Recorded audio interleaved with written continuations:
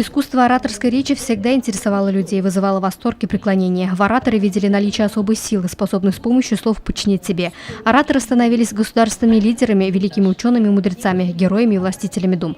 А потому учащимся Башкирского лицея имени Рамазана Умедбаева можно только позавидовать. Уже во второй раз им посчастливилось пройти стажировку по линии ЮНЕСКО в международно открытой школе ЮНЕСКО Урало-Сибирского центра в городе Екатеринбурге. Свои приобретенные навыки ребята продемонстрировали перед одноклассниками, учителями лицея. Я рада приветствовать вас, рада видеть вас и чувствовать душу. Благодарю за честь быть с вами, за слово ЮНЕСКО. Идея создания международной организации для сотрудничества в области образования восходит к концу 18-го, началу 19-го столетия. Во время стажировки ребята обучили деловому этикету, ораторскому мастерству. Ценные уроки полезны тем, что лицеисты вместе с навыками и умением красиво говорить, держать себя на сцене получают качества, которые пригодятся им в дальнейшей жизни. Уверенность в своих силах, решительность, ответственность. Учили деловому этикету,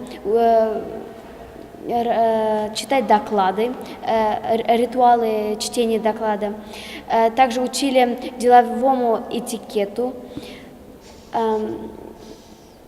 учили выступать перед публикой. Также мы ходили на разные экскурсии. Город был очень впечатляющий. Мне поездка эта очень понравилась, так как она была очень полезная и интересная.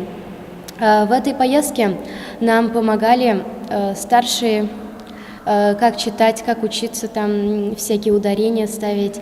И мы старались очень и пытались быть похожи на них. Я второй раз еду в город Екатеринбург на стажировку ЮНЕСКО.